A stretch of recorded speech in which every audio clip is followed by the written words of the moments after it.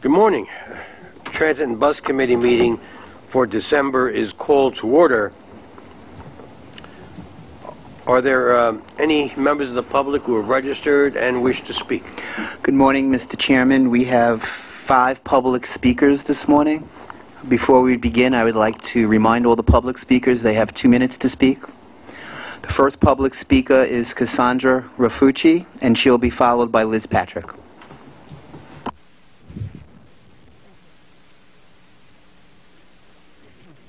Good morning, Chairman Ferrer, Transit and Bus Committee members. My name is Cassandra Rafucci. I would like to express to all of you about unreliable B1 buses in Gravesend, Brooklyn, where I reside at. I live along the B1 bus line, and during the summertime, it is impossible to get on a bus. And especially, this bus is a beach route. It covers Brighton Beach and Manhattan Beach. The simple solution is to provide more buses, especially along the B1 bus route during the summertime. Thank you. Thank you, Ms. Rafucci. The next speaker is Liz Patrick, and she'll be followed by David Paul Gerber. Hello, I'm Liz Patrick from the East 72nd Street Neighborhood Association. For the last 7 months, I've spoken before this committee seeking help with the unreliable local bus service on the Upper East Side, citing the detrimental impact it's having on our seniors and families with small children. Well, today I'm pleased to report that our concerns have been acknowledged and that a multidisciplinary team is engaged to mitigate some of those traffic-related issues which are wreaking havoc on the crosstown bus schedules, notably the M72, 66, and 31. At the invitation of President Eyrick, my colleague Valerie Mason and I met with Darrell and his senior management team on November 15th to discuss the traffic impediments and related bus bunching and overcrowding that occurs at rush hours. That meeting was followed by a walking tour of the York Avenue Hospital corridor last Thursday morning. 15 of us toured from 62nd to 74th. We noted the obstacles related to the 5 exits and entrances to the FDR. We also stopped by the 2 active construction sites, the Hospital for Special Surgery River building over the FDR, as well as the new MSK outpatient facility. We were fortunate to have Ed Pinkar and Janet Jenkins amongst us. From our tour, a number of tactical quick hits have been identified for implementation: a school bus loading zone on 68th Street between Lex and 3rd, New York City traffic agents to be stationed at 71st and 73rd, those exits and entrances to the FDR, and increased enforcement of parking violations. Further study and input is needed from DOT to determine the impact of the new facilities on the York Avenue traffic patterns. And while we have much work to do before our Upper East Side buses can perform as scheduled, our community is extremely pleased with this new collaboration between the MTA bus and the DOT. We're determined that with everyone's hard work, we're going to get through this in the next few months. Thank you very much. Thank you, Ms. Patrick. Next speaker is David Paul Gerber. Mr. Gerber will be followed by Murray Bowden. Excuse me. Good morning, everyone. Merry Christmas, Happy Hanukkah, Happy Holidays, otherwise. Regarding the MTA Subway Action Plan, I always see on Twitter, it's a ritual. Queens Boulevard line is always delayed, E, F, and R, because of construction. This is due to CBTC work up to 2020-2021. My recommendation with the lines here, if there are 3 lines running on one track, especially on weekends, I have some possible recommendations. I don't know if these will work, but you can consider. Consider short-turning the R train at Queens Plaza from Manhattan. In doing so, that you can utilize the 5th track, and E and F can actually add 1 train per hour to compensate for crowded conditions. As I also know that, as I also observe, I'm not in Queens, I don't observe personally, the R is a very slow, unreliable line on weekend. It's very unpopular on people on local stations. The same can be said for the 3 line during the Clark Street reconstruction.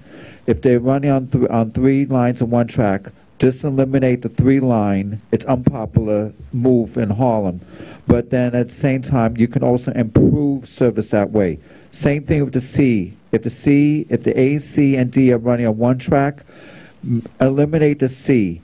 These are usually lines that are also served by other lines here. Consider that as well, if it's operation feasible. Secondly, just a quick note, I hope the NYPD continues its aggressive efforts toward placard abuse. There has been a number of fake MTA, New York City DOT, New York City Transit Authority placards.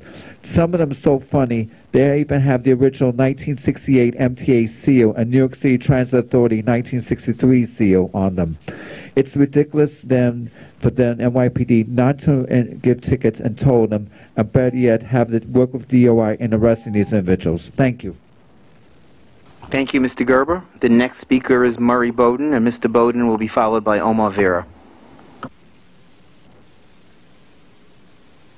New York City Transit should be complimented on the prototype open rail car that's now on display. I haven't had a chance to see it, but I've seen open rail cars elsewhere in the world. It's a major step forward. How do you get that information to Metro-North and Long Island Railroad? You're progressing correctly. You hired a new transit man from Toronto who has excellent subways. Long Island Railroad just ordered a whole bunch of new married pair. So you have, for an 8-car train, you have 6 extra control cabs, unnecessary. You're missing the seats, unnecessary. You're doing it right, intelligently. You're running a good department here. Metro-North is not. Neither is Long Island Railroad. Metro-North is putting a red box in Roaring Brook, which is against the law, on the advice of New York State DOT, which is also wrong, and nobody can stop them from doing illegal and wrong things. You got 1,000 red, white boxes all over New York City. Polly has them out there. Thank you, Polly. You do it well. Metro-North Canada. This is about people going off and doing their own thing without following the rules that are universally accepted. You're doing it right. You're progressive, and you compliment you on that. How do you translate that to the other organizations here at the MTA? Thank you, Mr. Bowden. The next speaker is Omar Vera. Good morning, MTA Transit Committee, and welcome back to the final meeting of 2017. Unlike 2016, though, we did have a lot of bumps this year because of the massive delays that occurred after the Chairman Prendergast stepped down this past January. Of course, and after the opening of the Second Avenue subway. Well, Second Avenue subway is almost a year old, and I must say, it was great. The first year was great, despite all the subway delays, though. But I'm glad you're actually turning around, because you recently hired Andy Byford, legendary transit man from the London Underground, as well as from the transit systems of Sydney and Toronto, so covering a bunch of the major cities in the Anglosphere, from the United Kingdom, Great Britain, Northern Ireland, to the dominions of Australia and Canada. Now he's coming to the United States of America. Welcoming him in New York City. He can turn this around. Since he turned Toronto around from 2012 onward, he can turn New York City around, and we all welcome him when he comes in January. And Mr. Byford, I welcome you here when I see you. All right. I also like to talk about one more thing. What happened this morning at the Port Authority bus terminal, that area? Apparently a terror attack occurred. Apparently. And unfortunately, of course, the subway lines had to be rerouted up there. The Times Square Port Authority complex had to temporarily close. But like I said, we thankfully it could have been worse. It could have been worse, and I mentioned this to a good friend of mine, who I might have mentioned. She's the assistant micro kitchen manager at Google. Every time the meeting's here, you have a meeting here, I always accompany her on the subway every month. But in any case, you know, it's just for safety issues. In any case, have a happy New Year, happy holidays, and hope to see you all back here in January with new Transit President Andy Byford. Thank you. Thank you, Mr. Vera. Mr. Chairman, that was the last speaker. Thank you. The minutes from the November meeting are in the committee book. May I have a motion to approve in a second? So moved. Is there any change or comment on the minutes? If there is none, been moved and seconded, all in favor? Opposed? Abstaining? The minutes are accepted. Are there any changes to the work plan? No. There are none. And then, are any questions or comments on the proposed 2018 work plan, which is in your committee book? Okay. Then I'll ask Acting President Eng to make his opening statement. Thank you, Chairman. Good morning, everyone. I just wanted to say that this morning's incident that occurred uptown near 42nd Street is a stark reminder of the need for all of us to remain vigilant. And I'm happy to say that our first responders were very prompt and did their due diligence in terms of that response. And it's important for me to say thank you to all of the first responders. And I'd also like to thank all of the staff at New York City Transit for their timely response and appropriate response in terms of being able to support the incident and to ensure that our riders could remain safe throughout this whole incident. And before I get on to my remarks, I believe that Deputy Inspector Christine Bestenbach would like to say a few words with regards to this. Oh, okay. You want to wait? Time report? Okay, then I'll just move on. And all right. So I'm pleased to report that New York City Transit continues to make progress towards improving service and providing a more reliable commute for our riders. The recent efforts by our workforce to not only implement all the elements of the Subway Action Plan, but to change the way we can accomplish this work in a more productive and cost-effective manner is reducing the number of incidents causing delays for our riders. This includes work on the tracks, signals, power, cars, and infrastructure. And we are starting to stabilize the system and will continue to prioritize work to ensure that we use our best of our resources in the most efficient manner. Acting Senior VP of Subways, Frank Zizicki, actually Jackie Cools will be covering for him as Frank is still handling the response this morning. We'll be providing you a further update with specifics of the elements a little bit later on the overall plan. The success of the plan hinges on our ability to think differently and to identify opportunities that allow us to perform a huge amount of maintenance and repairs across the entire system. Since the start of the action plan in July, we have strived to balance the 24/7 needs of our customers against the need to accomplish critical work. By starting overnight track closures at 10 p.m. instead of midnight, we have increased production significantly. We are looking to build on the success, as well as other strategies such as Fast Track that we've used in the past, and we know that we can minimize impacts to our riders by shortening the overall duration of construction. As such, we plan to perform reliability improvement work along the 53rd Street line, where we will install 4 miles of cable, replace track, repair signals, clean drains, and fix leaks in our system. Rather than having this work progress over 5 consecutive weekends, we will implement a 5-day closure of the 53rd Street tunnel starting on December 26th and reopening early morning of December 31st. We will ensure that our riders will have service by rerouting the E to the F line between Roosevelt Avenue in Queens to West 4th Street in Manhattan. Ridership during this period is 15% lower than the average weekday and 44% lower than the average AM peak hour. And so we're developing a comprehensive communication strategy to ensure that our customers are well informed, allowing them to travel and reach their destinations appropriately. Keeping our customers better informed is an important component of the Subway Action Plan. So I want to thank our customers for their patience through all the ongoing work and all the upcoming work. So while we seek to stabilize the system and improve reliability, it is this work that will allow us the time to continue to build towards the future. And we're committed to providing our riders an improved commute. Reliability is a key aspect, but so is comfort as we look to modernize our subway system. New York City Transit hosted its first ever new technology car open house, unveiling a prototype of the R211 subway car. The event ran from November 30th through December 6th and served the dual purpose of giving customers a glimpse of the future while affording us an opportunity to solicit their feedback, which is very important to us. The R211 cars will feature wider doors to speed up boarding process. The cars will also include digital displays with real-time information, brighter lighting, signage, and safety graphics. Another first for New York City Transit, the contract for the R211 cars will feature as a pilot program an open gangway located at the ends of the cars to help increase capacity. Customer comments have been positive so far and constructive to date.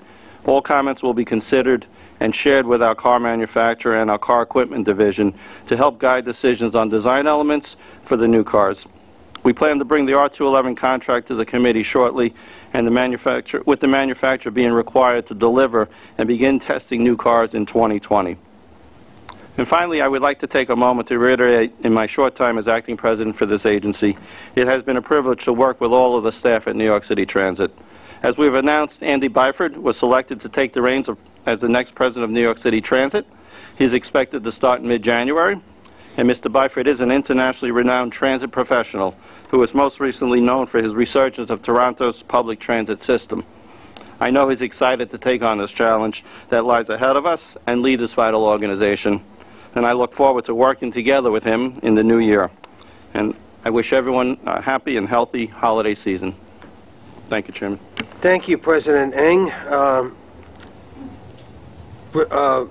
Mr. Juzicki could not be here right now. He's still at the scene of the incident at Times Square. So Jackie Kuhls will be making his report. Good morning. As we reported last month, we continue to make progress implementing the Subway Action Plan, which aims to stabilize and improve the subway system. We'd like to highlight some of the progress and results to date, beginning with major incidents. There were a total of 64 weekday major incidents in October, which was 11% better than the 12-month average of 71.9.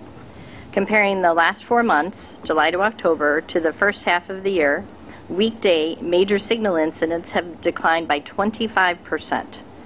This follows the completion of hundreds of inspections and repairs of signal components, all part of the Subway Action Plan. We also saw improvement in track-related incidents. Comparing the last 4 months, July to October, to the first half of the year, weekday major track incidents have declined by 4.5%. Again, this followed repair of thousands of defects and the installation of miles of continuous welded rail. The subway car fleet performance continued an improving trend, with the October mean distance between failure at 123,168 miles. This is a 6.5% improvement from October 2016. The 12-month fleet mean distance between failure in October 2017 was 119,332, which was the 5th consecutive improvement in the 12-month moving average and 5.3% better than the 12-month moving average in October 2016. Touching briefly on the new subway performance indicators that are available on the MTA website, service delivered, additional platform time, and additional train time have all remained relatively stable. At last month's TA committee, questions were raised about whether we can report on right-of-way delay categories and about incidents that involve evacuation. We plan to report on these in February of each year so that we can summarize the full year results, since the February meeting will be based upon December data. As we enter the winter season, Subways has taken a variety of actions to be fully prepared for any weather impacts to our system. We've stocked our facilities with supplies of salt, sand, shovels, and other heavy-duty equipment that equip us to respond to snowfall in the metro area. In the event of a major storm, we will mobilize over 10,000 employees per day across our operations in order to serve our customers and keep trains running across the city. We recently completed our annual review of the Subway Winter Operations Plan, incorporating lessons from last winter and continuing to evolve our operations to meet the needs of our riders. We have 5 winter operations plans that feature escalating response based upon forecasted conditions. We enacted Plan 1 this past weekend. These plans call for a diversity of response from all operating divisions in the event of extreme cold, sleet and ice, and various levels of snowfall, up to and including blizzard conditions. Our protocols ensure we are ready by first standing up our incident command structure and mobilizing staff to respond effectively to extreme weather conditions. Our goal throughout the winter, as always, is to maintain safe, reliable service for our customers, regardless of the elements, and we are prepared to do so once again this winter, again as we demonstrated this past weekend. Finally, since this is the last Transit Committee meeting of 2017, the Subway's leadership team would like to take this opportunity to thank our customers for their patience with added service diversions as we have increased work levels to facilitate reliability improvements via the Subway Action Plan. We know that the journey towards system-wide improvement of Subway service impacts the riding public, and we want to assure you that the Subway's team is working hard so that you will continue to see signs of stabilization and better service. We also want to thank the hardworking staff throughout the Department of Subways. Their many hours of work have contributed to the signs of system stabilization we are seeing now. This concludes our operating report. Thank you. Are there any questions on that part of the operations report? Mr. Wiseman. I really just want to commend operations for taking a look at major incidents beyond major incidents involving a delay of 50 or more trains, and thinking about major incidents in a or the metric for major incidents in a broader way. And if I understood you correctly, and I did have a conversation with Mr. Jacicki about this, that will be incorporated into the major incident metric that you're working on now, and also looking back at to make sure we're comparing apples to apples. And is that a fair statement? Yes, I mean, we continue to look back and evaluate, and I think the statement was that in February, the detailed categories would be reported. Great. Thank you very much. Just a quick suggestion, if I may. The elevator situation is, as it has always been, a big problem in terms of maintenance. May I suggest that as you look deeper into it, you take a good hard look at what I believe to be a major factor in that regard, namely that the use of proprietary computer chips forces you to use certain people to do the maintenance and the like, and to use certain kind of equipment. I know that Steve Pluchocki has made every effort to get generic, I should make every effort to properly pronounce the name, made every effort to try and get generic chips. But I think you need to look at whether or not we ought to be able to find some way of updating them to avoid the kind of proprietaries. I'll bet you that's a major cause of your elevator problem. Okay, thank you. We will look into that. Anyone else? Well, I have one. I appreciate the review of signal, track, and fleet incidents, and how those numbers are all moving in the right direction, which indicates that we're on the right track. Anything on power incidents? Because I didn't see a description of it, and I think there has been some progress on it. We can look into those details and get back to you. I don't have it with me right now.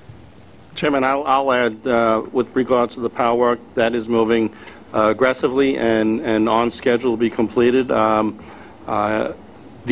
work that has been ongoing with regards to power has actually proven beneficial in many instances. We've seen some metering that we've installed that has given us early warnings where both Con Edison and New York City Transit has been able to respond proactively as a result of the information being provided, that we were able to actually repair a situation before it resulted in a delay to our system. We're also seeing that the work that's ongoing is where there's been areas where we've seen fluctuations in power, we've been able to avoid again. Typically in the past, our system would go from main to reserve and back and forth, and that would trip into where we would see a power loss. So we've seen instances of that where that has been avoided as well. So as we move forward, we expect that fully that the power will have a tremendous amount of benefit to our riders and our system. Thank you, Mr. Ring. Going forward, could we include those metrics in fleet, track, and signal? Will do. Absolutely. Okay. Someone else? Yeah. Mr. Albert, and then Mr. Weisbrot. Are the improved performance statistics and lesser number of major incidents clearly attributable to areas where the Subway Action Plan work has been going on? Yes, we do see signs of that, and we're continuing to evaluate. But yes, there are improvements in the areas of work. Has there been an improvement in the movement of trains and the less inconvenience to passengers due to sick customers along the 8th Avenue line now that we have the additional emergency medical personnel stationed along the line? There has been, yes. We've seen more timely response. We've seen that the trains are getting back, moving forward, and the EMTs that we have stationed are responding more timely as well. And we've also taken the practice of where there have been some passengers that we can leave on the train and move them to a different situation rather than hold the whole train. We've seen occurrences of that helping us to keep people moving. Sort of along the same lines, I see that the inputs from the Subway Action Plan are clearly having an impact on things that we care about, fires, major incidents, and the like. And yet the customer experience, as you said, the metrics for the customers has been really stable and hasn't changed at all. And I've been asking this question for the last few meetings. Intuitively, we all believe that the Subway Action Plan is the right plan and that it's having an impact, and it is clearly having an impact in certain ways, but it doesn't yet seem to be having an impact on the customer experience itself. And I'm wondering if yet you have a sense of a pattern of when that will show up, or when we think that will show up, or whether there are inputs that we should reconsider. If I'm understanding the question correctly, we've started, obviously, the Subway Action Plan very aggressively in July, and we're probably only about a third of the way through all of the repairs. While some of the work is anticipated to be done in early 2018, I'll use as an example the drainage system that we're looking to go throughout the whole subway plan will carry us through the end of 2018. So we still have a lot of work yet to do, but we are seeing that we're proactively now repairing defects that have been in existence for quite some time. And when we get through 2018, we will see that we have addressed our expectation is to complete all of the backlog of work that has been outstanding, and that includes all of these areas of track, power, signals, infrastructure, communications. We're also improving as well to keep our riders informed. So obviously there are still areas that we haven't got to, but we're prioritizing the work in what we call the central business district, or high priority areas where a failure impacts the majority of our riders or a majority of trains. So as we move forward with the plan, we will start to see those numbers and the benefits to the riders dramatically increase. That's our anticipation. Mr. Merdler. Let me just add a footnote to your comment, and that is this. People get on the subway at remote places in Brooklyn, the Bronx, Queens, and the like. And they travel to those points as well. And my point is, you cannot let go of focus on providing service in the remote areas, nor can you denigrate it in favor of the central business district. I understand the importance of the central business district, but unfortunately this city has almost forever been Manhattan-centric, and it's got to stop. No, I fully agree with you. In fact, we have work going on in those at the terminals as well. The point was not to imply that we're ignoring those areas. Our plan is to go through the whole system, and right now we have work going on within the central business district as well as work going on along the lines.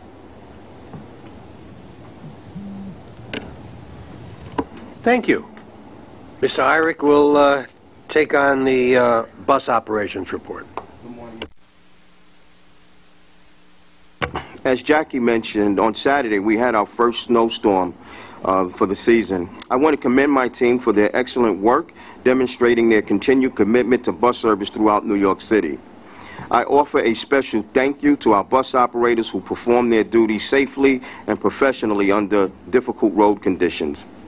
Buses prepares for these snow events throughout the year, getting our fleet ready, building up strategic reserves of salt, and conducting winter weather tabletop exercises. Our fleet of 31 snow fighters, salted facilities, terminals, and layovers. And we collaborated closely with our partners at the Department of Sanitation to make our right-of-way clear. I'm pleased to report the use of all-weather tires on our fleet enabled us to continue providing reliable service and made us more nimble and resilient by minimizing the need of using chains. Today, I would like to focus on paratransit. In a few minutes, Vice President Steve Lopiano will provide this committee a preview of the paratransit dashboard, which will be launched on the MTA website in January. It's important to note that this is an iterative process. We welcome all feedback to better refine the metrics and make them as useful as possible to our customers and this committee. Also, I'm happy to report that on November 27th, we began accepting same-day reservations under our e-hail pilot. Approximately 200 customers have volunteered to participate in this program. This includes 100 customers with smartphones who can download and use our e-hail app, and 100 customers without smartphones who can book same-day rides through the paratransit call center.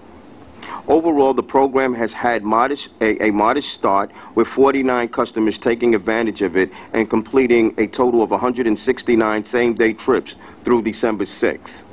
In addition, last week we launched a web-based app to provide greater flexibility in booking accessoride trips with immediate confirmation. The Manage My Trip function will satisfy demand for those customers who want to book their own trips through the paratransit website. The Where's My Trip function will allow customers to log into the site 1 hour before their scheduled pickup time, see the current location of their ride, and receive continuous real-time updates as the vehicle approaches. Our vision is to move towards the accelerated development of a unified app that will allow customers to access all accessoride services by June of next year. In response to feedback from members of this committee, we are actively working with the community, advocates, and various organizations to help educate paratransit customers, including seniors, who need instruction on the use of these new technologies. In parallel, we are also working to accommodate customers who currently do not avail themselves to these technologies. Finally, while we await the implementation of our new scheduling system in late 2018, we have been working on interim measures to improve the way we inform customers of the estimated time of arrival of their paratransit ride. This includes changes to our software to provide more accurate ETAs. Some of these changes were implemented last week, and we hope to have some preliminary feedback before the next committee meeting. And before I hand it over to Steve, I'd like to mention that in keeping with our tradition, this holiday season we are running our fleet of vintage buses in revenue service on the M42 route on weekdays between 9 a.m. and 5 p.m. until December 22nd. These buses, which represent General Motors and Mack models operated in revenue service from the 1940s through the early 70s. As mentioned in previous years, my father and I had the privilege of driving some of these buses when they were in regular service. Finally, I would like to acknowledge the 18,000 plus women and men of buses and paratransit who safely and reliably move 2.5 million New Yorkers each and every day. I cannot thank them enough for their hard work. And that completes my report. Thank you, Mr. Irick. Are there any? Mr. Jones, and then Mr. Merdler. I would like, obviously I've been concerned with the large number of seniors, 70% was the number I heard, who are actually availing themselves of Access-a-Ride. I'm wondering if any thought has been given, since we're moving towards a smartphone-based system, basically, that we provide at cost, at the very least, access, buying in bulk, simple smartphones that, as people are registered for Access-a-Ride, would be offered to them at the very lowest cost possible without endangering our fragile financial system here. But I'm wondering if that could be explored as well. So we haven't made a final decision, but that is a robust discussion that we're having now. It's a possibility. I mean, cost is always an issue, as you referenced, but we understand that that is a possibility. So we are discussing that. Mr. Eric, 2 points, if I may. First, among the complaints that users of paratransit regularly voice is the complaint that the drivers are less than polite on occasion and sometimes quite rude and unhelpful. Do you have a training program for the drivers, or is there one that you supervise? Yes, particularly on our dedicated carriers. We have, I think, 13 or 14 dedicated carriers, which we absolutely control, and so there's an ongoing life cycle training of that group. And then we're also working with TLC on some of the non-dedicated side. So it's an ongoing process, iterative process. We have seen improvements. I'll let Steve talk to this, but our complaint numbers are relatively small. But while they're relatively small, we're very sensitive to them because the person who's being impacted, it's a big deal for them. So we hear that loud and clear, and we're working on that. Number two, if I may. Do you have any up-to-date data concerning fare evasion? Has it increased, decreased, or the like? I'll let Peter talk about the most recent numbers, I think. Do we have most No, fare evasion. Talking on fixed route buses, right? Yeah. Yes. Tim, do you have the numbers? I mean, if you don't have it today, if you can give it to the board in due course, that's fine. Yeah. I'm sorry. Sure. No problem. We'll report back to you on that. Darrell, thank you for your report. I'm wondering, wouldn't it be a good idea to put cameras in Access-a-Ride buses? It seems to me that the complaints, I'm a huge user of Access-a-Ride. My organization is a huge user. We get lots of complaints, and we have lots of problems, many of which could be easily tracked and fixed if there was just a camera in the bus that caught the driver's activity and caught the customer's activity. So it seems to me like a very inexpensive way to check on complaints, to verify complaints, and to deal with complaints. Something that we certainly will look at.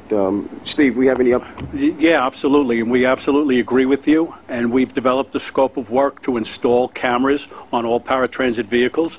We're going to start with the 400 and an option for 300 that will be delivered next year. We're also going to take the newer vehicles we have in our fleet and retrofit them with cameras.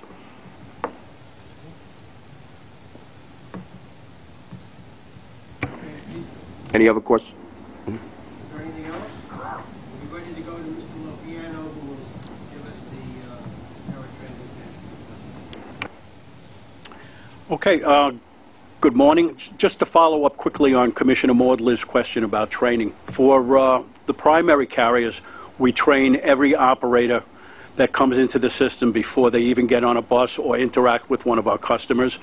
They then receive annual training, and we have midstream refresher training that is specifically geared towards the types of incidents that we see occurring on our buses in terms of the relationship with our customers. On the broker side, they also do training. They do training for all drivers that participate in paratransit trips, and they also do annual refresher training. We're currently, as Darrell said, we're currently working with the Taxi and Limousine Commission to roll out a training course for taxi drivers and for vehicle hired black car primarily drivers to educate them to the sensitivities of paratransit customers and how to provide appropriate service. That's not implemented yet, but it's something we're working on and we hope to implement early next year.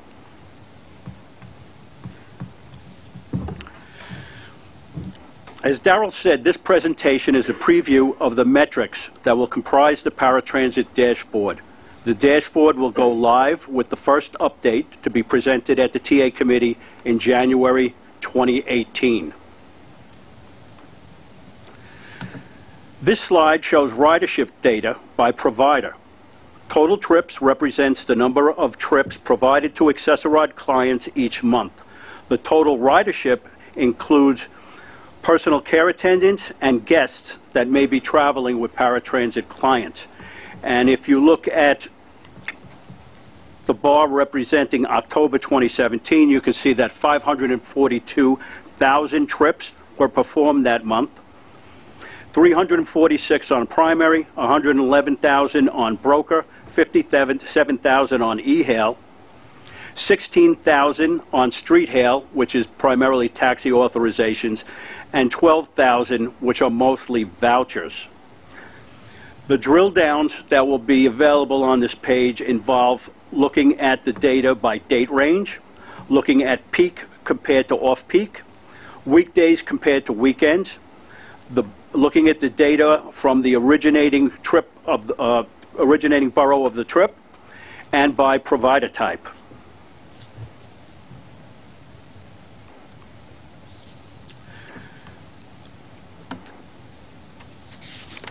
This slide shows on-time performance for primary and broker providers. The goal is for 92% of all pickups to happen no longer than 30 minutes after the promised time.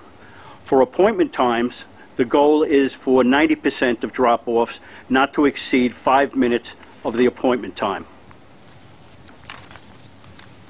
And as you can see from this chart, if you look at the primary carriers, in October, 84% of the pickups were done within 15 minutes and 95% within 30 minutes. For the brokers, 79% of the pickups were done within 15 minutes and 91% were done within 30 minutes. Appointment times are a little bit different than pickup times. It's where a customer books a trip and they're more concerned about getting to their destination on time. For instance, if they have a doctor's appointment. And for appointment trips, in October, 89% of the primary trips were within 5 minutes of the appointment time, and for brokers, 84% of the appointment trips were within 5 minutes of the appointment time.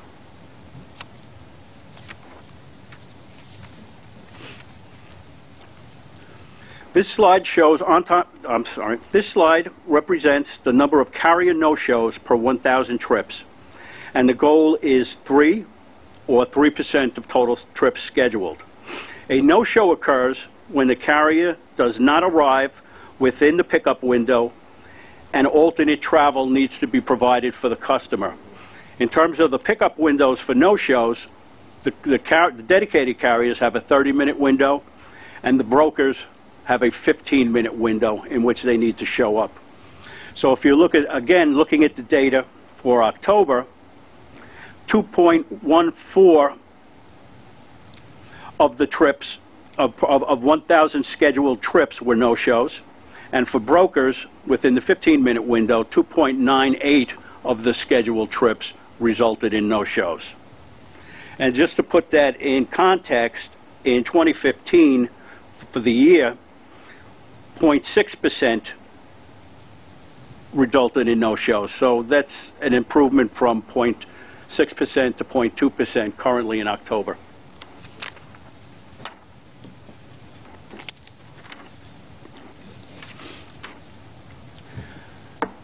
Complaints are received by Access-a-Ride in several ways. They can come through the MTA call center, they can come through the MTA website, and are then sent over to Access-a-Ride, or they can come directly through the Access-a-Ride comment line, or the Access-a-Ride website, or we receive also complaints by mail. The goal for service quality, complaints related to service quality, is 3 complaints per 1,000 trips. Oh, sorry. Forgot the slide. The goal for service quality is 3 complaints per 1,000 trips, and for non-service delivery complaints, it's 1,000 per scheduled trips. And if you look here, in October, we didn't make the goal for either of these, okay? We were at 3.8% for service quality trips. And service quality entails service delivery aspects, which include on-time performance, no-shows, and long rides, as well as complaints related to the vehicles themselves. It could be a lack of air conditioning or a lack of heat, or improper wheelchair tie-down mechanisms, or service related to drivers. The driver was rude, the driver was unhelpful when asked for information. And on the dashboard, although it doesn't show it here, you'll be able to drill down for the service delivery complaints into their component of on-time performance, no-shows, and long rides. For non-service related complaints, they're primarily related to complaints that come into our call center that have to do with customer service agents, complaints related to the eligibility process, and other complaints that fall into the all other category.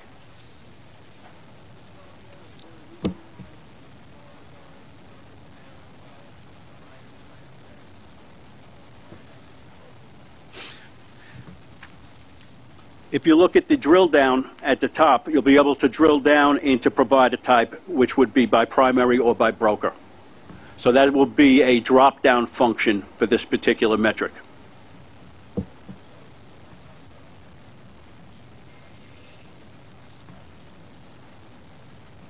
Okay. If you look at the top of this chart, okay, the box at the top represents the drop-downs that will be available if you want to look at more granular data. And for this particular metric, the drop-down will include one for provider type, where you'll be able to look at these complaints specifically related to primary carriers and specifically related to broker carriers. In other aspects, it might be very interesting, at least for the board, to know which of the brokers are having the highest occurrences of problems. I mean, we do this with HMOs and the rest. Not every broker is working as efficiently. And having details of where there are gross deficiencies, or one is failing more than the other, is going to be really important in terms of improvement. Right. And as we said at the beginning of the presentation, this is an evolving process. So as we go through and we find that there's additional data that would be useful and helpful to the board and to our customers to evaluate paratransit, we'll continue to add those metrics to this dashboard. So to your point, certainly that data is resident at paratransit and they're managing to it, because you're right, all the brokers, all the dedicated carriers have different levels of performance. So we will look at that from a, from a reporting perspective also. So.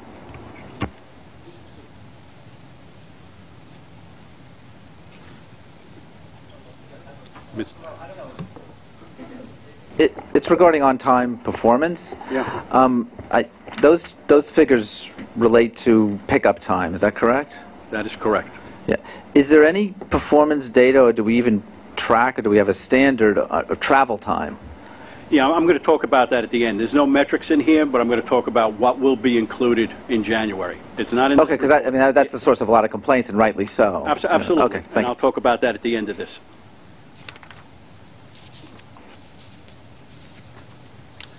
Okay, in this final chart,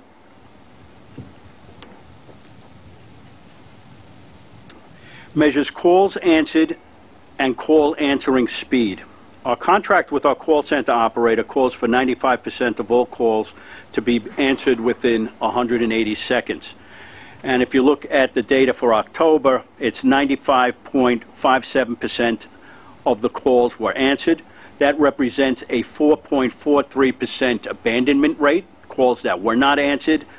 And the average abandonment time was 2 minutes and 22 seconds. So after 2 minutes and 22 seconds, on average, that's when we started to lose the calls.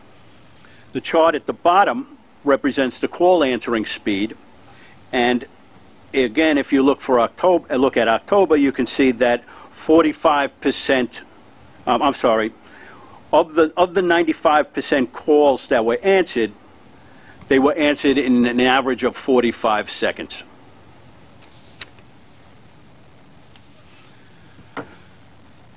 So, in terms of ride time performance, what we're looking at is for January to add a metric that will show ride time performance by distance traveled, and we'll show that on a historical basis. All right, some of the other things that we're looking to add is a metric on schedule efficiency. All right, because one of the things we did as part of this, and we didn't include it, is we looked at the convergence of scheduled ride time to actual ride time. And it actually showed that the paratransit vehicles were arriving ahead of schedule on average in most cases. And that would seem counterintuitive based on what our customers tell us. And the reason for that is because I can't honestly tell you that the schedules themselves are accurate. So we need to develop a metric that's going to accurately look at the efficiency of the schedules. We're looking at several different ones. One of the ones that I like that we're unable to do now, but once we get more granular and historical GPS data, we'll be able to compare each schedule that's constructed against a schedule that would have been a direct ride. And that's something I think our customers can relate to. So for instance, if a direct ride would result in a half-hour trip, we pick you up and we drop you off, nobody is in between, and it takes a half hour, but the scheduled ride takes you 45 minutes, so that would be a direct ride variation of 0.5, okay, which may be okay for a shorter trip.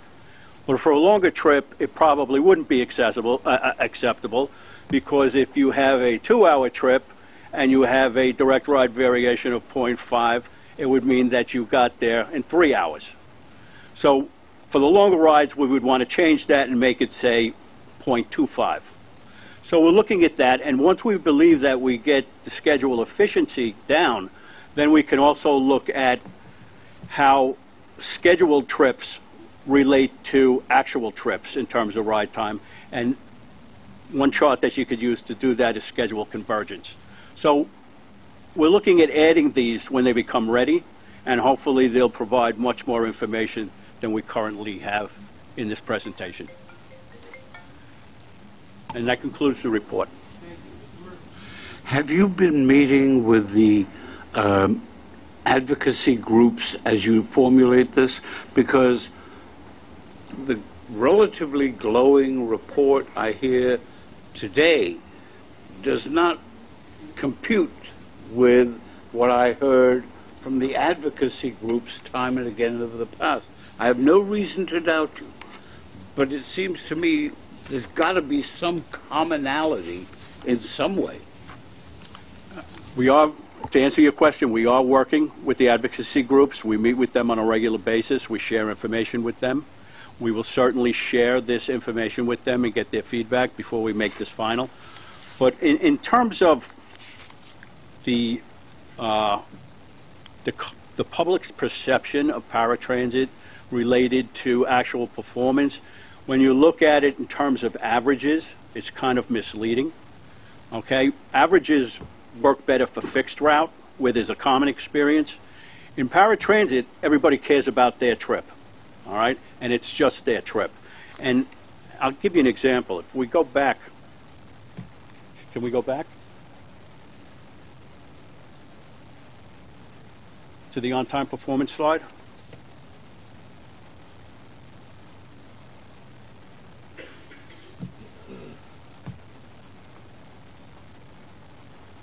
Well, as you remember, the on-time performance for dedicated carriers in that slide showed 95% within a half hour, okay?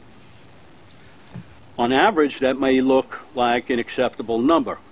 And I have data that can even break that down further to where 98% of the pickups happen within 45 minutes. However, the remaining 2% that go beyond the 45-minute pickup window in a given month represents 7,000 trips. But that data, if I may, Mr. Chairman, that data is generated by us and in part by the originators of the paratransit. As to the latter group, their motive is to make things look rosier, maybe, than the advocacy groups suggest is the case. What I'm suggesting to you, unfortunately, Commissioner Vanderpool is going to be taking a good hard look with her colleagues at this, but it seems to me we need to plug those advocacy groups in from the get-go, have them have input in the entire process, because if they are on board with it, then the individual could well be an outlier. But where you have the advocacy group taking these very, very different positions, people tend to be skeptical of government. So your point's well taken, Commissioner Merdler. And to Steve's point, we've always done that, but we see that there's a need to do that even more aggressively. We've had some initial meetings with Commissioner Vanderpool. I believe that's part of her challenge to us, is to make sure that they're in at the grassroots level in the exception. So your point is well taken. If there's nothing else on this, I'll ask Cheryl Kennedy to make the safety report. Okay. Turning to the first grid on safety performance, results were as follows. With the exception of fires, all items discussed refer to rates. Subway customer accidents increased when comparing the 12-month period of October 2016 through September 2017 with the prior 12 months. However, accidents continue their downward trend since the beginning of the year. Subway fires have been on a downward trend since the Subway Action Plan was initiated in July. We continue to see an approximate 10% decrease in fires compared with the same time period the previous year. Additionally, 99.6% of the fires reported for the 12-month period were lower average severity. Bus collisions were down when comparing November 2016 through October 2017 with the prior 12-month period. Collision injuries and customer accidents were slightly higher when comparing them for the same period. Employee lost time accidents for the 12 months ending October 2017 decreased by approximately 19% compared to the previous 12 months. As noted on the second grid on leading indicators, progress towards goals continues, and we do not foresee any issues or barriers to achieving year-end reported goals. That completes the safety report.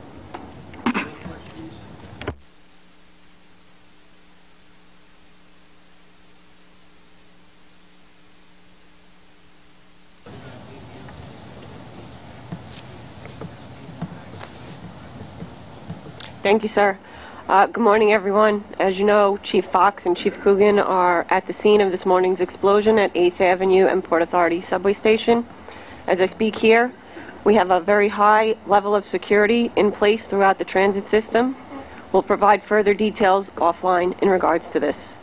I want to reiterate President Ng's sentiments and thank the MTA and all responding agencies for their quick response and assistance during this incident and the ongoing investigation.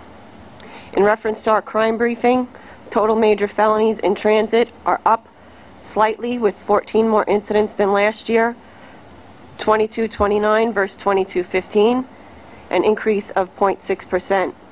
There are 13 more felony assaults for the year, 300 versus 287, an increase of 4.5%, and 12 additional grand larcenies, 1489 versus 1477, up 0.8%. Though there were 25 fewer robberies, 408 versus 433, a decrease of nearly 6%. For the month of November, there were 20 additional felonies, driven largely by an increase in grand larcenies for the month, with 24 additional felony thefts, 166 versus 142, up 16.9%. There was one less robbery, 33 versus 34, down 2.9%, and 3 fewer felony assaults during the month, 31 versus 34, down 8.8%. The year-to-date number of major felonies per day increases from 6.6 to 6.7, and the year-to-date decline in robberies brought the average number of these incidents each day down from 1.3 to 1.2 once again this month. We remain on pace to make this year the second lowest in recorded robberies in nearly 3 decades. Year-to-date, 36.6%, 815 of the total major felonies last month were committed in Manhattan, 30.3%, 677 in Brooklyn, 18.4%, 410 in the Bronx, and 14.7%, or 327 in Queens. Of course, Chief Fox and our Transit Bureau team will update you with details of this morning's events and pertinent security measures as necessary, and we ask that if anyone has any information, please call 888 New York City SAFE. I thank you for the opportunity to update you and appreciate your time this morning. Inspector, Mr. Merdler has a question. I have 2 questions, but let me preface it by saying, as I've said before, your folks do a splendid job, and they're to be congratulated. Thank you, sir. Question number 1. From January through November, there has been a meteoric rise statistically in rape. I want to know, have you dug into why, what, how, what can we do to avoid that? What are we at? Because the subway cars are relatively public places. Yes, yes, they are. I believe that most of these incidents are people that are known to each other. Although that makes no difference, a rape is a rape. So we. Thank you. But as we've said before in the past here, any kind of sexual activity that happens in the system, that's something that we take very seriously. These incidents are investigated by our Transit Special Victims Squad, and that's where they're at now. We have officers out there that will always be there to help address any issues that are happening within the system. I have no question that you look into it, you do everything you can. I'd like to see if at some point over the next month or 2, if this continues, that you dig down to find out where, how, and when, if there's any commonality of sites, of locations, or the like. If not, is there anything that we can do to be of help to deal with it? This is very disturbing. Sure, absolutely, sir. Let me then focus on the hate crime section, as you knew I was going to do anyway. Sure. Where is District 30? District 30 is in downtown Brooklyn. That district has been consistently the highest point of anti-Semitic acts. It seems to me that the time has come, if it hasn't already passed, that we ought to focus more on what it is. One can dismiss these as swastikas, which they probably, the majority of them are. And one can actually say that this is insignificant. It is extremely significant. In the words of the ancient Greeks, these mamzerim ought to be caught and hung up. But my view on the subject is that we have got to do something about this, and District 30 seems to be the flashpoint for it. I congratulate you finally for providing us the case numbers on the complaints. Take my word for it. They will be policed. Absolutely, sir. Yeah, you're absolutely correct. None of these are insignificant. Any incident is significant. Any type of hate crimes incident that occurs not only gets the response of our hate crimes task force, but also the response of an executive. So we are on top of that. Thank you. Is there anyone else? Thank you, Inspector. Let me ask our newly appointed Chief Financial Officer for Transit, Jaybala Patel, to make the finance report. Sure. Good morning, or good afternoon. Preliminary October 2017 New York City Transit fare box revenue of $395.4 million was $6.5 million, or 1.6% below forecast. Year-to-date revenue was over $3.7 billion, or $25.3 million below forecast. Preliminary October 2017 New York City Transit operating expenses exceeded forecasts by $25.4 million, or 3.8%. Labor expenses were above forecast by $18.6 million, or 3.6%, largely due to additional overtime requirements. Non-labor expenses were also above forecast by $6.9 million. Year-to-date operating expenses were lower than forecast by a net $4.5 million. Preliminary ridership information. October 2017 New York City Transit ridership totaled 208 million, 2.3% below forecast. October 2017 average weekday ridership results compared to October 2016 were as follows. Average weekday subway ridership was 5.8 million, an increase of 0.8%. Average weekday local bus ridership was 2 million, a decrease of 2.2%. Express bus ridership was 42,000, an increase of 0.2%. Paratransit ridership was 28,000, an increase of 3.5%. November 2017 fare box revenue and operating expenses are not available at this time. That concludes my report. Thank you. Are there any questions or comments on the finance report? Hearing none, I'll ask Mr. Irick to cover bus financial. Thank you again. October 2017 year-to-date preliminary fare box revenue was $181 million, or 1.3% above forecast. MTA bus year-to-date non-reimbursable expenses were below forecast by $9.6 million, or 1.6%. Labor expenses exceeded forecast by $900,000, or 0.2%. This includes lower fringe benefit expenses due to favorable timing of workers' compensation claims, partially offset by higher overtime expenses due to additional running time and traffic, shuttle, and availability issues. Non-labor expenses were less by $10.6 million, or 7.1%, primarily due to the timing of maintenance contract work. On to ridership. MTA bus preliminary ridership October year-to-date was 0.9% above forecast. The 12-month rolling average through October 2017 showed a decline of 2.6% in the weekday ridership and 1.1% for weekend ridership as compared to the prior year. And this concludes the MTA Finance and Ridership Report.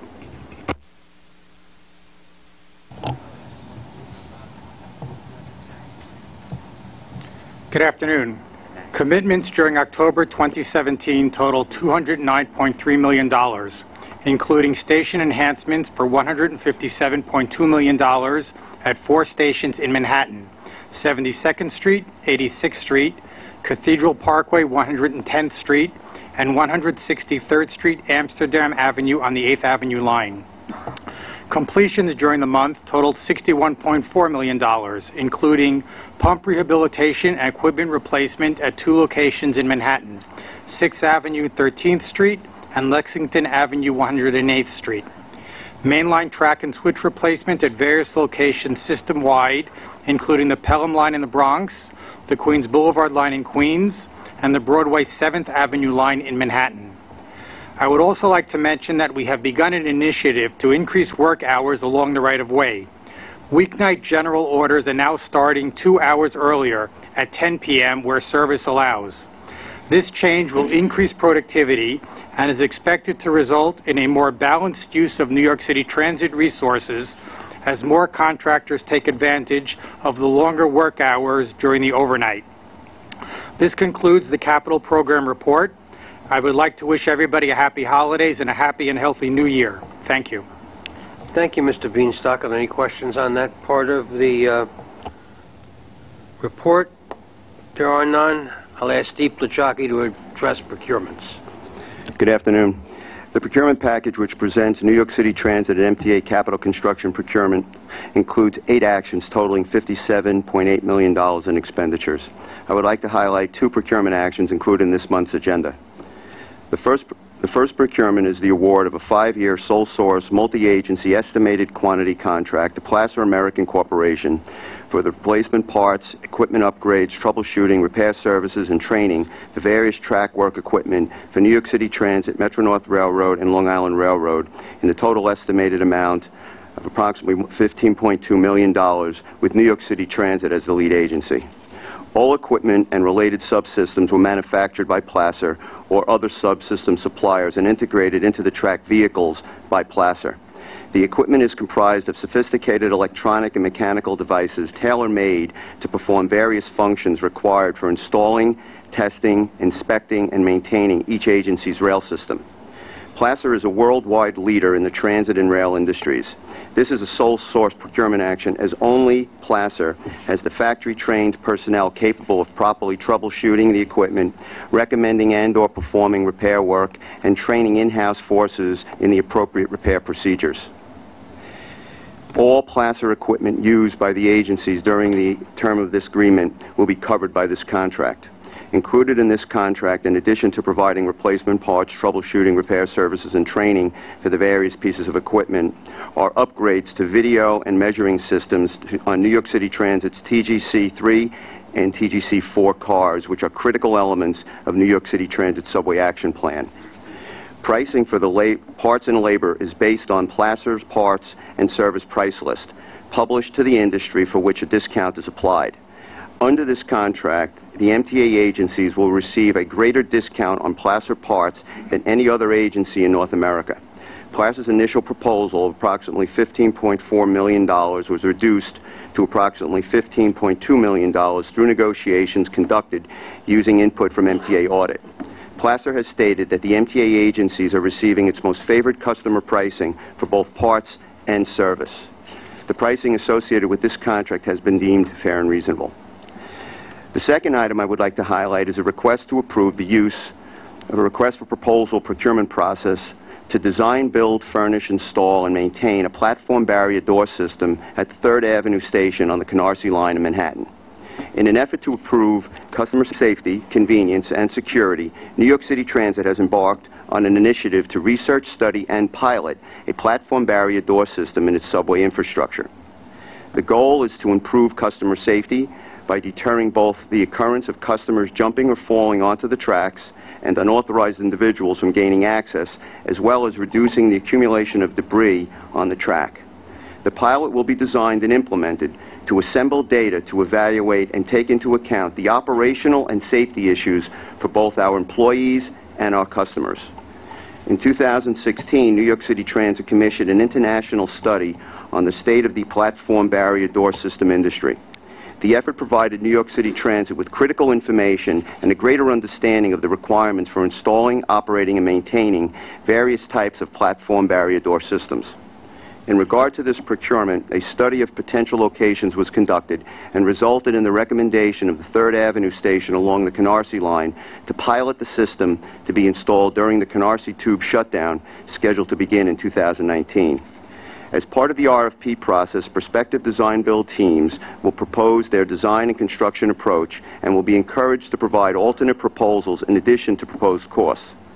In accordance with MTA policy regarding the use of design-build contracting strategy, a stipend will be paid to the teams that are not selected yet provided detailed proposals. This will be done to enhance competition and defray proposal costs. Given the complex nature of this pilot project, Utilizing the RFP process will allow New York City Transit to evaluate alternatives as well as take into account proposals that can possibly shorten the project duration and introduce innovations. The RFP process also allows for flexibility to negotiate alternative contract terms and conditions that could potentially result in a lower overall cost for the project while continuing to achieve New York City Transit's requirements. Compliance with the automatic platform gate system specifications as well as project schedule will be important requirements. Proposers will also be required to provide prices for an optional maintenance agreement including hardware and software to cover the useful life of the system. I request for your approval of all items in the agenda. May I have a motion on the procurement package? Moved. Second? Is there a comment or a question on it? Mr. Merdler.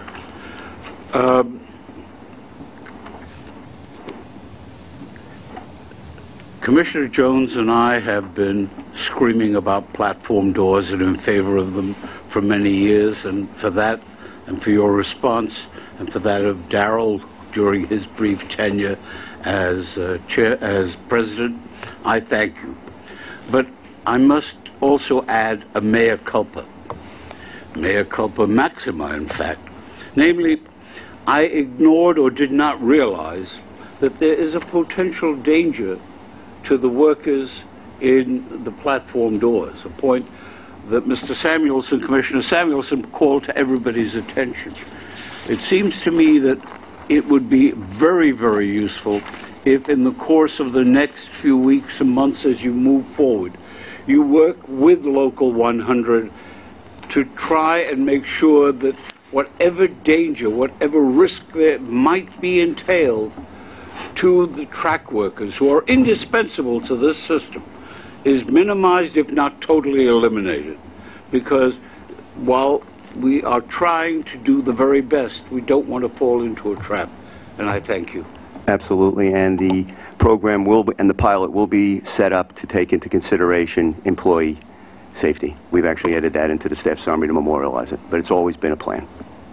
And the safety people will be consulted, no? Absolutely, including the need if we need to change any of our procedures with regards to how we perform and conduct maintenance, and that is also being discussed with System Safety, who works obviously very close with the union.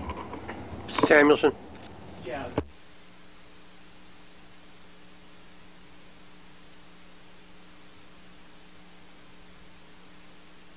And we do the inspection on the track under train traffic as opposed to other places that might have these partitions in place.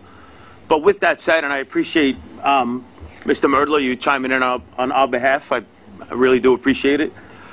You mentioned at the end something I've never heard before, which is the option for a 5-year maintenance agreement. I've never heard that before, and if that goes beyond routine warranty, like a routine warranty agreement, but it actually turns into maintenance, you're going to run into collective bargaining problems with us, and I just want to bring that to your attention. Those issues are going to be discussed. Okay. Okay. Anybody else? Hearing none, we have a motion and a second. All in favor? Aye. Opposed? Abstaining. The procurement package carries. Mr. Mulligan, for the action item discussion. Today we are seeking the committee's approval of the 2018 final proposed budget and the 4-year financial plan for the years 2018 through 2021 for New York City Transit, Staten Island Railway, and MTA Bus Company. Budget and financial plan information was included in the materials that were presented to the MTA Board last month and will be presented again to both the Finance Committee and the full Board for final approval this month. The 2018 final proposed budget and 2018 through 2021 financial plan for New York City Transit, Staten Island Railway, and MTA Bus maintain funding to support the planned service levels in a safe, reliable, and efficient manner. The budget includes funding for several new programmatic initiatives, as well as new budget reduction initiatives that supplement favorable cost re-estimates at the agencies. The committee agenda books includes staff summaries for New York City Transit, Staten Island Railway, and MTA Bus that provide details of the programmatic and budget reduction initiatives, as well as key financial data for each agency. Is there a motion to approve? Second. Any discussion? Mr. Weisbrot. Tim, my understanding is that this budget that's being presented to us now does not include the budget for the Subway Action Plan. Is that correct? That's going to be an item at the Finance Committee? Yes, the funding for the Subway Action Plan is included in the consolidated MTA final budget for 2018. But not in the budget that is before us right now? Correct. Could you, thank you, could you just describe, you mentioned that there would be a few new initiatives in this budget that are separate from the Subway Action Plan? Yeah, there are service changes to the platform budget. There are other changes that are enumerated that are typical from year-to-year changes. Some of those are items that have been brought before the board in this committee earlier. Is there anyone else? Mr. Albert. Oh, and then Ms. Venter. Can you give us an idea of the areas in which the new cost savings are going to be gotten?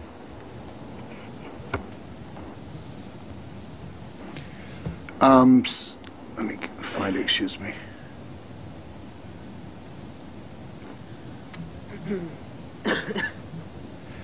There is a budget reduction program with savings of $56.7 million in 17, $35.6 million in 18. The details of that, I'd have to get back to you on the specific areas where they come from. Ms. Venter.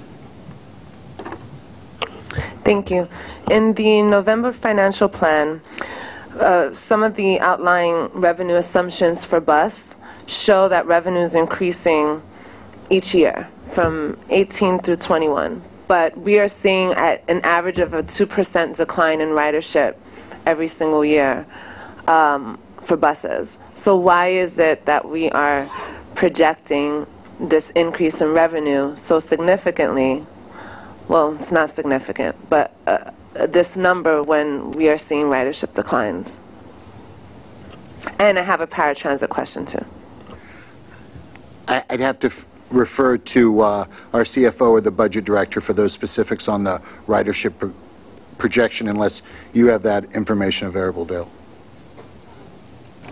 So some of the things that we look at is one-time revenue. I'm sorry. So some of the things that we've been looking at is when you look at 17 revenues, even though they're on the decline, there was storms in the beginning of the year that won't occur and possibly won't occur in 2018, as well as things of that adjustment for ridership. So we can get back to you with more of a detailed answer, but those are some of the things that we look at when we look at revenue.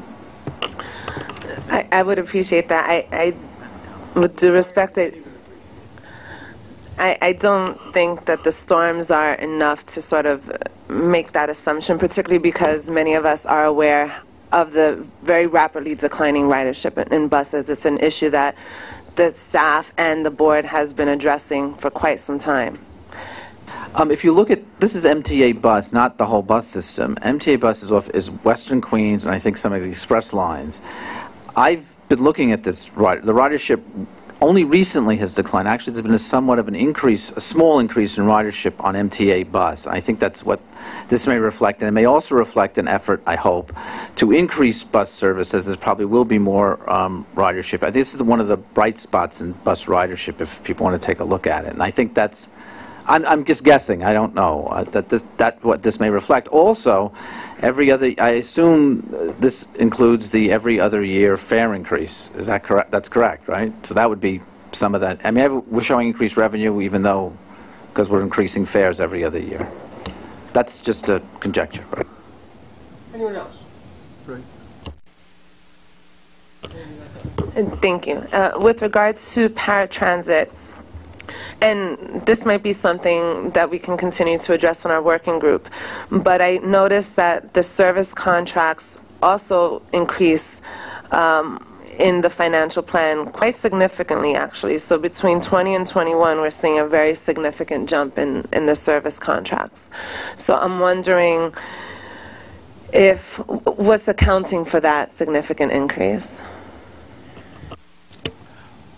At that point, we're going to have to renegotiate the contracts with our primary carriers, and it's basically reflecting a cost of living adjustment for those contracts.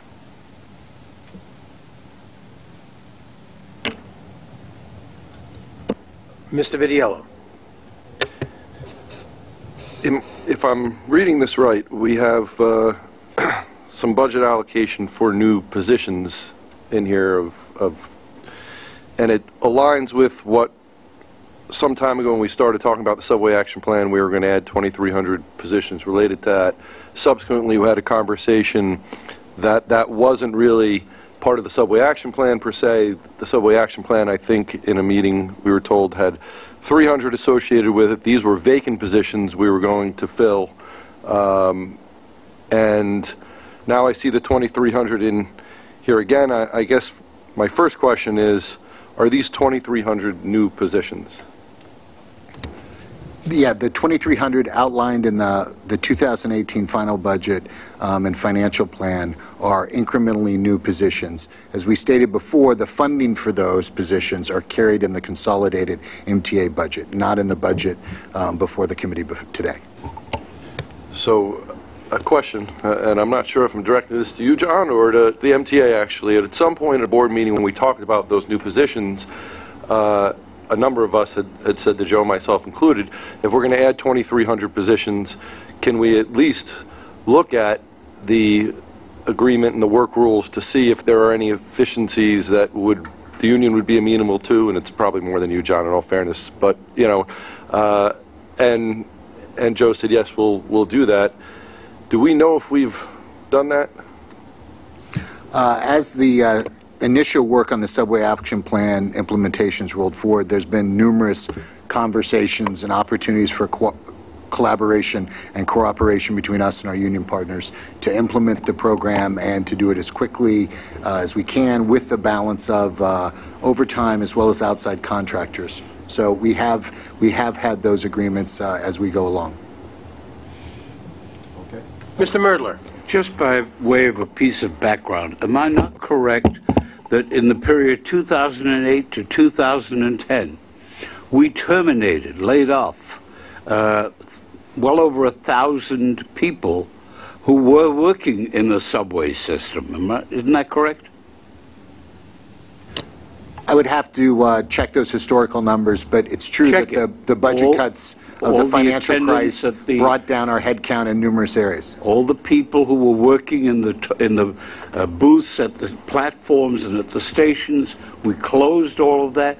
We terminated hundreds upon hundreds of people. And what you're doing now is really refilling many of those positions. You may have some more than then, but you can't take the 2,300 as totally new. Some of them are replacements for people who were fired. Some of the hiring to date has taken advantage of existing vacancies that were funded in the underlying budget. Those vacancies were created when the people were fired. But what, can I just, I think I'm just here, John and I are just talking offline. I think John's saying all those positions got refilled. Those people came back. This isn't filling any of those positions. I mean, I think we're saying something different than what in a meeting was talked about, where it was the same number, at least, of 2,300, but at that point we were told there was only 300 incremental. These are 2,300 additional and on top of whatever authorized headcount we have. Question mark. I think the prior discussion you're referring to is of the people we'd hired to date, right, which is the full hiring under the subway action plan titles. Only 300 of those positions went against this subway action plan headcount number of 2,300. So that's what you're referring to. But the 300 are part of the incremental new subway action plan headcount. Are we ready to proceed? I'm sorry, just a point of clarification though. So in the staff summary, you talk about the 2,300 hires, but before you said the subway action plan is not part of this. So is there anything else that's in the staff summary that's described, like for example the cost cuts or anything else that's part of this budget versus the subway action plan budget? The Subway Action Plan is funded through the consolidated budget, the MTA, which will be the subject of the Finance Committee and of the board meeting and vote later this week. So, why are we referring to the 2,300 here, then? It's part of the staff summary because it is removed below the line because the funding comes from the central consolidated budget, although for operational purposes, obviously those positions and those expenditures will be in the transit budget. My question was answered. I was becoming confused as to where we were going to track these numbers, and now I get it. So, have some portion of these 2,300 been hired already? Yes. Okay, so, okay. Okay. So on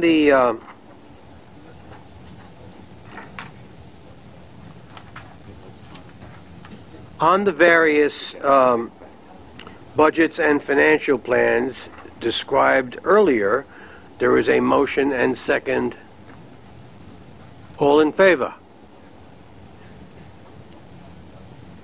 Aye. Opposed?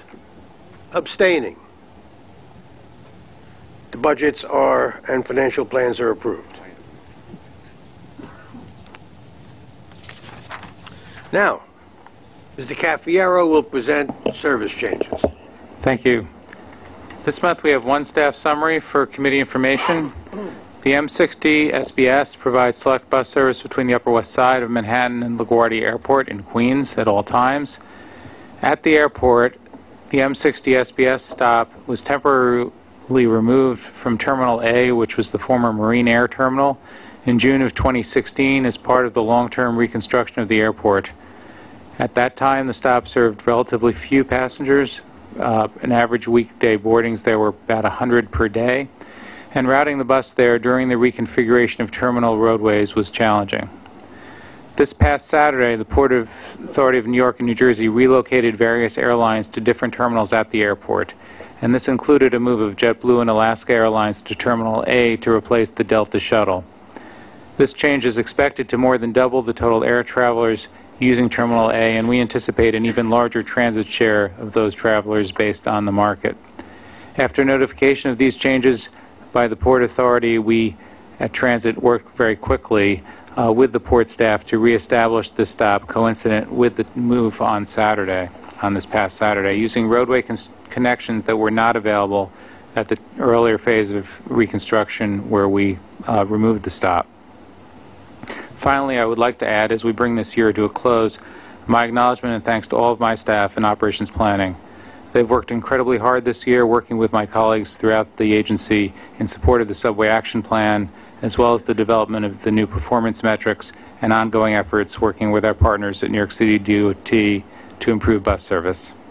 This concludes the service change section of the agenda. Thank you. Are there any questions or comments on this?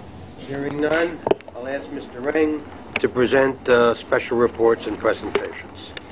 Thank you. In Section 9 of this month's agenda, we have our regular status report on the MetroCard program, which is followed by the paratransit dashboard presentation that was provided earlier. And moving on now to our final section of the agenda, we have the quarterly New York City Transit and MTA Bus Company EEO and diversity reports. Both reports provide EEO and HR data as of September 30th, 2017. And in addition, we have the transit recidivism report included for your information. And further, as noted in the report, a presentation to the committee addressing sentencing outcome data is planned for January 2018 committee meeting. Thank you, Mr. Ring. Now I'll ask Mr. Lieber to present